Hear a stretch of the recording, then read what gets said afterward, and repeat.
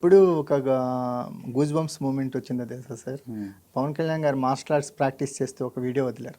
బా అంటే ఆయన ప్యాషన్, ఆయన సినిమాల మీద, సినిమాలు అనేది ఒక ఆట విడుపుగా చేస్తున్నారని, సినిమాల మీద అంత సీరియస్గా లేరని, ఏదన్నా అని ఎక్కువ రిమేక్స్ చేస్తున్నారని. అందుకే సార్ నాకు ఆయన అంటే ఇష్టం. ఎందుకంటే చాలా మందికి అర్థం కాదు అది. ఆయనకి ఎంత ఫ్యాషన్ ఉందో, అంత ఇన్వాల్వ్ అవుతారు, ఎంత ఇంట్రెస్ట్గా ఉంటారు, బాగా రావాలనుకుంటారు. అంటే ఒకప్పుడు నేను ఆస్ట్రేలియాలో నేను రెహమాన్, శంకర్ గారు, ఆ కెమెరామెన్ జీవ ఫస్ట్ లొకేషన్ చూడడానికి వెళ్ళినప్పుడు ఒక గార్డెన్లో లంచ్ చేస్తున్నాను. అందరూ ప్యాకెట్స్ తీసుకొచ్చి చేస్తూ అప్పుడు అది చూసి నేను చెప్పాను శంకర్ గారికి, సార్ మీరు అనుకుంటే ఒక హాలీవుడ్ ఫిల్మ్ డైరెక్ట్ చేయగలరు, మన ఇండియన్స్మే, కానీ మన విజన్ అంత రేంజ్లో ఉంది, కానీ బిజినెస్ ఇట్లా ఉంది, హాలీవుడ్ చేయాలి. నేను అనుకుంటే if I settle in Bombay, నేను గర్వంగా చెప్తాను ఈరోజు, if I settle in Bombay I'm #1 producer in our country. Cinema ఎక్కడి నుంచి అయినా తీయచ్చు, కానీ బిజినెస్ చేయాలంటే నేను అక్కడ బాంబేలో సెటిల్ అవ్వాలి అని చెప్పాను. అట్లాగేంటంటే మనం ఒక తెలుగు అయి ఉండి నేను తమిళనాడులో 1 to 10 అంటే అటు అన్ని సినిమాలు తమిళ్లో తీసి అన్ని హిట్లు చేశాను.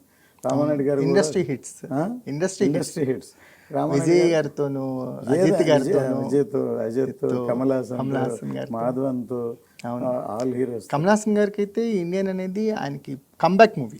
కంబ్యాక్ ఆయన చెప్పారు, నాకు ఇది 5-10 years లైఫ్ అని చెప్పారు ఆయన. ఆయన చెప్పారు.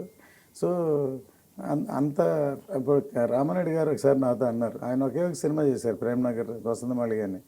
రత్నం, ఇది తమిళ వాళ్ళతో డీల్ చేయడం చాలా కష్టం, జాగ్రత్త అని.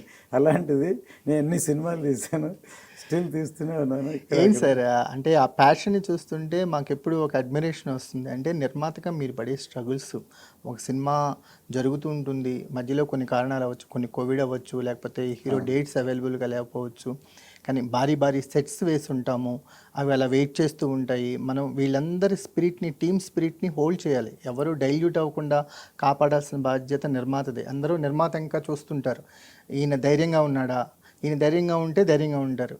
ఇంత మందిని వాళ్ళ స్పిరిట్స్ని హోల్డ్ చేస్తూ ఒక జర్నీ సాగించడం అనేది కరెక్ట్ అండి. అందులో చాలామంది అడుగుతున్నారు, అందులో ఒక భాగమే చాలా 3 కోవిడ్లు దాటాం. అవును. ఇంత టైం అయింది. అంటే క్రిష్ గారు కూడా మాకేమి ఇవి మిస్అండర్స్టాండింగ్స్ అట్లాంటివి ఏం లేవండి, కానీ లాంగ్ జర్నీ అయ్యేకి ఆయన ఎక్స్ట్రా కమిట్మెంట్, ప్రొడక్షన్ ఉంది. ఫ్రెండ్లీగానే ఉన్నారు. ఫ్రెండ్లీగానే టిల్ టుడే, ఇవాళ మనం కూడా మాట్లాడుకున్నాం, ఇవాళ త్వరగా రిలీజ్ అయింది సార్, మీరు ఇంత వెయిట్ చేసేసి అన్నారు. సో అలాగూ ఎంతకాలం కదా అందరికీ.